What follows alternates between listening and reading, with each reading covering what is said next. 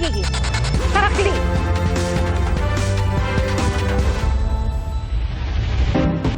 Lubog sa baha ang ilang bahagi ng Barangay Santo Cristo sa Virac, Catanduanes ay sa mga residente dahil po ito sa walang tigil na pag-ulan doon at pag-apaw ng drainage system.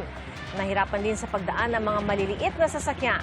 Ganyan din ang sitwasyon sa Barangay Sibakungan sa Bayan ng Bato. At sa bayan naman ng Viga, gumuho ang lupa sa kalsadang nag-uugnay sa dalawang barangay.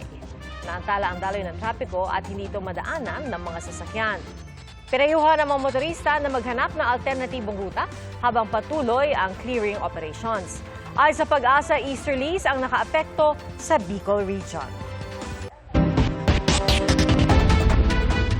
Malagim na aksidente 2 araw bago magpasko. 3 magkakaanak ang patay sa salpukan ng kotse at truck sa South Luzon Expressway sa bahagi ng Alabang, Muntinlupa. 3 iba pa ang sugatan, kabila ang batang 5 taong gulang. Saksi si Marisol Abdurman. Wasak na wasak ang kotseng ito matapos salpukin ng isang truck sa northbound lane sa South Luzon Expressway sa bahagi ng Alabang, Muntinlupa, alas 3 na madaling araw kanina. Base sa investigasyon ng PNP Highway Patrol Group, nagminor ang kotse, ngunit hindi na nakapagpreno ang truck hanggang sa sumalpok sa kotse. Nagminor itong sedan at hindi na rin nakapag-preno o minor ito pong truck na to. Pero para magkaroon ng ganito kagrabing casualty, mabilis ang truck kasi ganun kalakas ang impact. Isa din yan sa tinitignan din po ng angulo ng ating po mga investigador. Yung impact talaga din ito pong truck doon po sa mismo pong sedan ay talagang sobrang lala. Ang masaklap, patay ang 3 magkakaanak na sakay ng kotse. Sugatan naman ang 3 pa nilang kasama, kabilang ang 5 taong gulang na bata. Patuloy silang ginagamot sa ospital. Hawak na ng PNP Highway Patrol Group ang driver ng truck na posibleng maharap sa reklamong reckless imprudence resulting in multiple homicide at damage to property. Paalala ng mga otoridad, ngayong holiday rush, tiyaking maayos ang kondisyon ng sasakyan at dapat ding maging alerto ang driver upang maiwasan ang trahedya. Para sa GMA Integrated News, Marisol Abdurman, ang inyong saksi. Hindi lang pala droga ang kaso ng isang lalaking inaresto sa buy-bust operation sa Cainta, Rizal. Suspect din pala siya sa pamamaril sa lalaking nakaalitan niya mahigit 1 buwan na ang nakakaraan. Ating saksihan.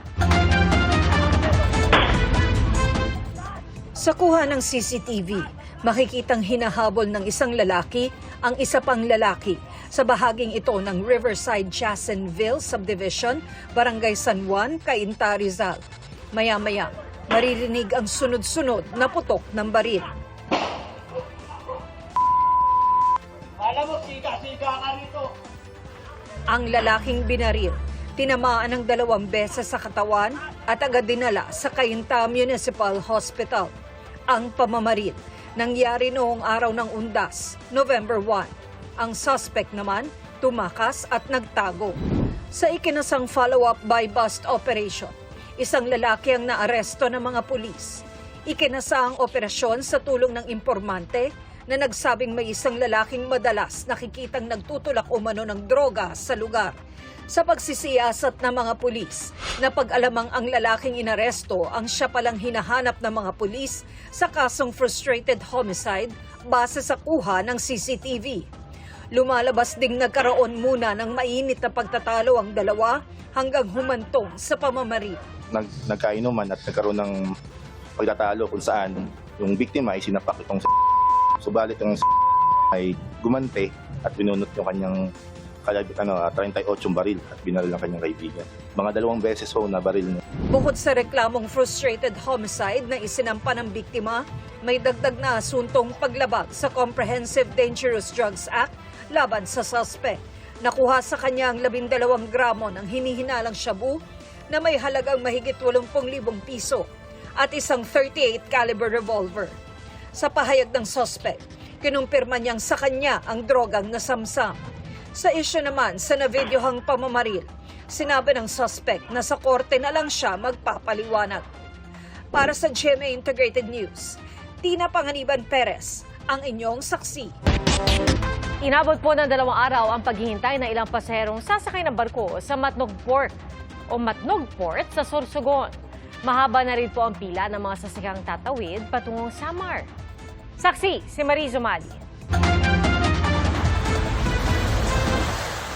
Mahabang pasensya ang kailangan sa mahabang pila sa Matnog Port sa Sorsogon, 2 araw bago ang Pasko. Abot na sa labas ng kalsada ang pila sa booking office. Ayon sa ilang pasahero, 12 oras ang kanilang hinintay bago makasakay. Ang iba nga, umabot pa raw ng 2 araw. Mahaba na rin ang pila ng mga sasakyan sa Maharlika Highway na tatawid sa Samar. Dahil dito, nanawagan na ng tulong ang pamunuang panlalawigan ng Sorsogon sa Marina at Coast Guard Region 8 na maipatupad ang stay time ng mga barko o yung nakatakdang tagal ng pananatili sa pantalan sa Samar. Ang alam kong stay time sa kanila is 2 hours, maximum stay time. And 3 hours dito sa amin sa Matnog.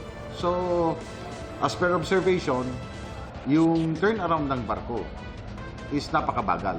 Kasi inaantay nilang mapuno yung mga vessels doon sa kabila before nila palayagin dito. Bagamat may delay sa mga biyahe ng mga barko, wala namang kanselasyon.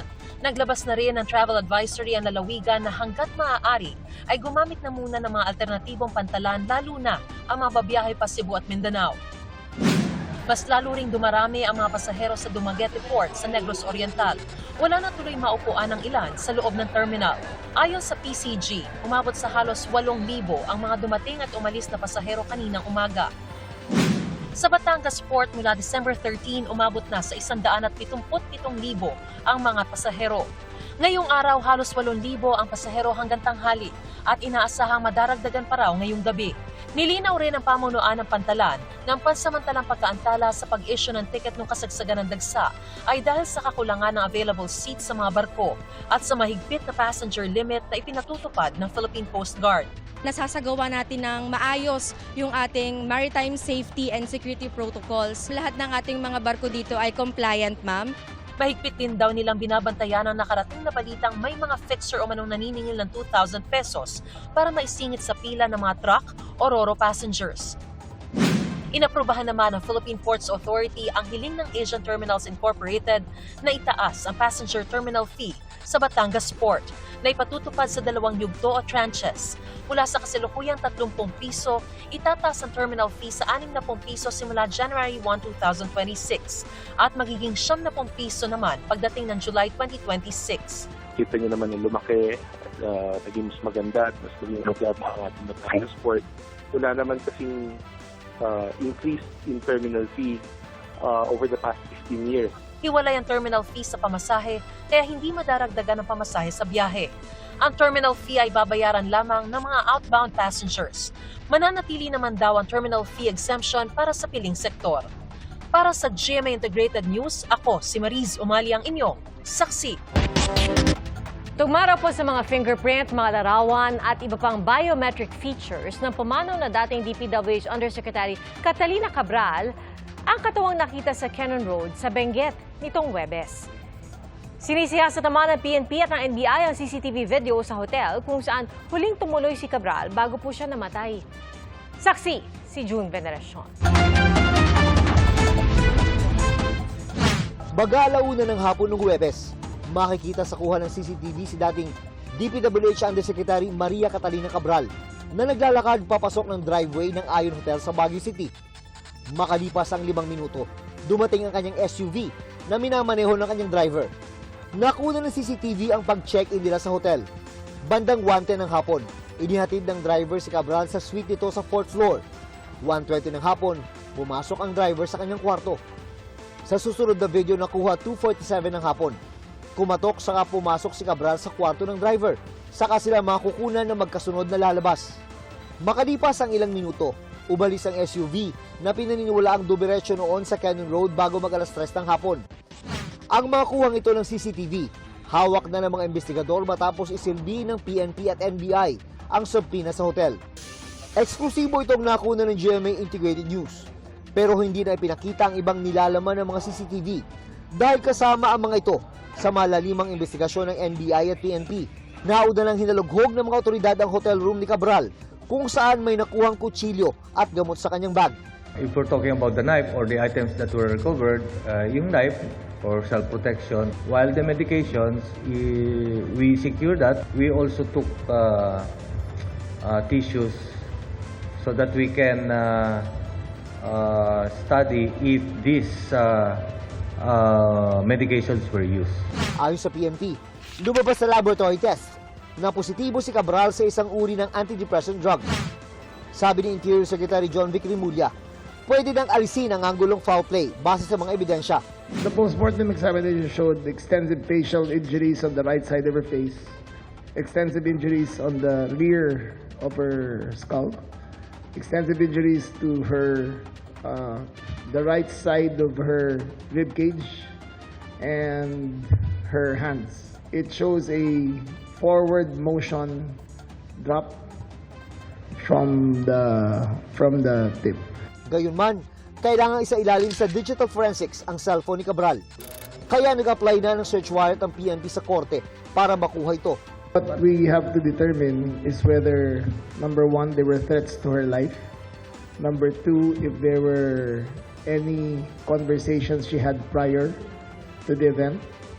Number three, if there were still transactions pending. And number four, who was she conversing with in the week before the event? Absuelto na rin daw sa ngayon ang driver ni Cabral. To our investigation so far, we see no conclusive links with him and the fall of Yusek Cabral. Lumabas din daw sa pagsusuri sa biometric features si Cabral. Nakatawan niya talaga ang natagpuan sa bangin sa Cannon Road.